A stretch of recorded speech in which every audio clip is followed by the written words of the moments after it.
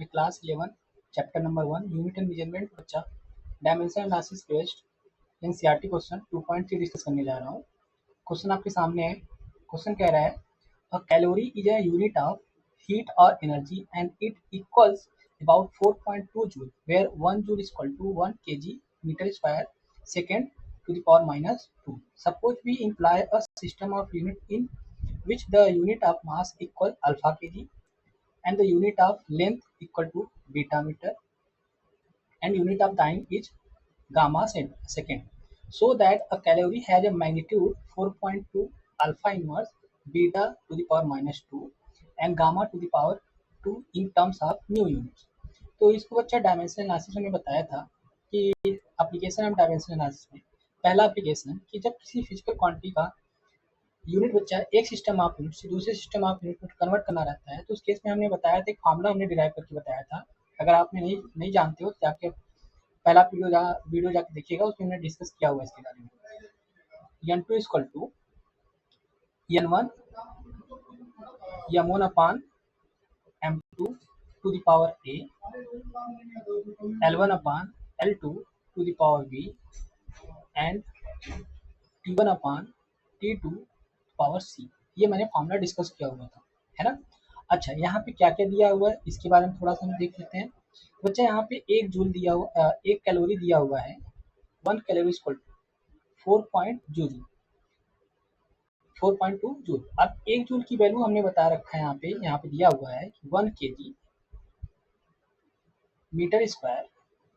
ये और जो पावर्स होते हैं बच्चा, पावर्स क्या होते हैं, ये जो आर्बिट्रेरी में पावर्स कंसीडर करता था ए बी सी, उसकी ये पावर की वैल्यू दी जाएगी। यहाँ पर हम लिखना चाहेंगे तो ये एक सिस्टम ऑफ यूनिट में है। किसमें? ये एक सिस्टम ऑफ यूनिट में है।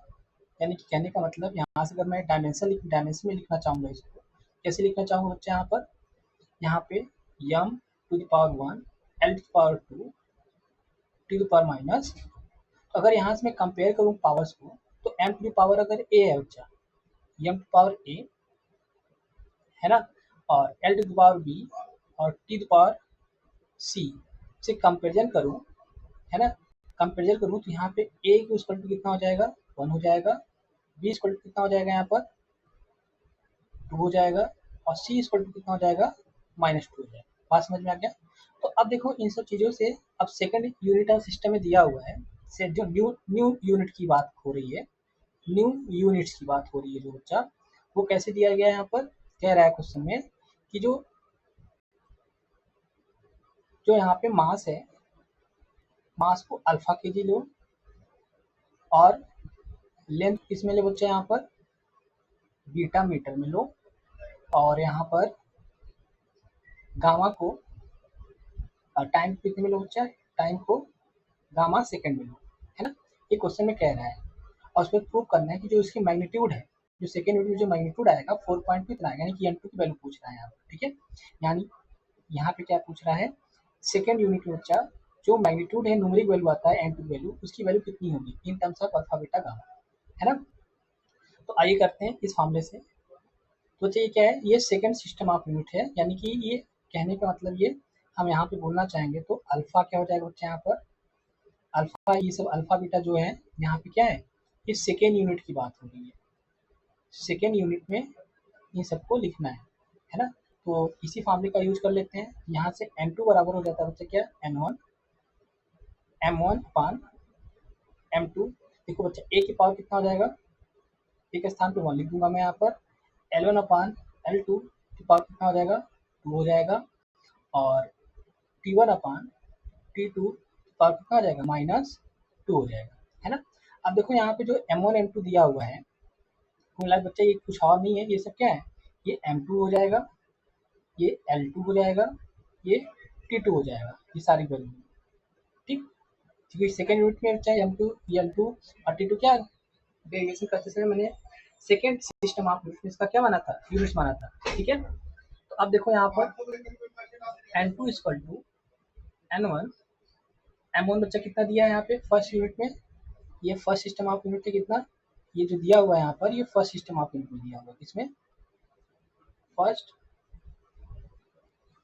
सिस्टम ऑफ यूनिट में दिया हुआ है ना। अब देखो M1 कितना दिया है बच्चा यहाँ पर 1 kg दिया हुआ है ना। और M2 कितना कह रहा है लेने के लिए यहाँ पर M2 कह रहा है अल्फा kg लीजिए इसको, कितना लीजिए बच्चा यहाँ पर अल्फा kg, पावर कितना हो जाएगा 1 हो जाएगा। और यहाँ पे कह रहा है बच्चा आप कितना लो, यहाँ पे 1 मीटर ले लो, यहाँ कह रहा है बीटा मीटर की पावर 2 लेने के लिए। और यहाँ पे बच्चा कह रहा है, यहाँ पे देखो सेकेंड पावर -2 है ना, तो यहाँ पे यानी 1 सेकेंड की बात हो रहा है। 1 जूल कब आएगा जब बच्चा 1 kg 1 मीटर 1 सेकेंड से मल्टीप्लाई होगा तब जाके 1 जूल आया होगा, इसलिए यहाँ पे 1 करके लिख रहा हूँ, ठीक है। सिंपल सी बात थी उसमें। अब देखो T1 की वैल्यू कितना लेंगे बच्चा 1 सेकेंड, और M2 T2 के लिए सेकेंड सिस्टम में कह रहा है इसकी वैल्यू कितना लेने के लिए गामा सेकेंड लेने के लिए -2। अब देखो केजी से यहाँ कट गया, एम से यहाँ कट गया, सेकेंड सेकेंड यहाँ कट, देखो आगे मुझे क्या मिल गया यहाँ पर N2। और देखो N1 की वैल्यू कितना दिया बच्चा यहाँ पर फर्स्ट सिस्टम ऑफ यूनिट में, ये 4.2 जूल दिया, 4.2 दिया हुआ है, ये N1 की वैल्यू हो जाएगा 4.2। अब देखो यहाँ बच्चा क्या हो जाएगा 1 अल्फा, यहाँ बचेगा क्या 1 बीटा स्क्वायर, यहाँ क्या बचेगा 1 gamma two the power minus, इसको और सिंप्लीफाई करूंगा 4.2 alpha inverse beta two the power -2 gamma gamma plus 2 है। और ये क्या कह रहा था प्रूव करने के लिए बोल रहा था, ये बच्चा क्या कह रहा था इसमें प्रूव करने के लिए कह रहा था कि प्रूव करके दिखाइए कि जो इसकी मैग्नीट्यूड है यानी जो N2 की वैल्यू है, so that the calorie has a magnitude 4.2 alpha inverse beta two power -2 and gamma power 2। देखो यही आया है इससे, ठीक है, सिंपल सी बात है 4.2 अल्फा पावर इनवर्स बीटा इतना। तो आपको अगर ये पता है, ये फॉर्मूला पता है, सिंपल सी बात है ना, ये फॉर्मूला बहुत सिंपल है, इसको लर्न कर सकते हो आप। अगर ये लर्न है तो आप डायरेक्ट वैल्यू पुट करके क्या करिए आप निकाल सकते हैं, पूरा आपको ये पूरा स्टेप फॉलो करते हुए कि N1 की वैल्यू कितना है, तो ये सब भी स्टेप फॉलो करो तो भी यही आएगा। तो हम डायरेक्ट इसका वैल्यू क्या कर दिया मैंने पुट कर दिया है, पुट कर दिया तो मुझे ये चीज क्या हो गया प्रूफ हो गया। तो यहाँ पे लिखोगे क्या हेंस प्रूफ, हेंस, ठीक है। This is the complete solution of question number 2.3 NCERT का, ठीक है। नेक्स्ट वीडियो में बच्चा नेक्स्ट क्वेश्चन डिस्कस करेंगे एनसीईआरटी पे ही, ठीक है। Thank you.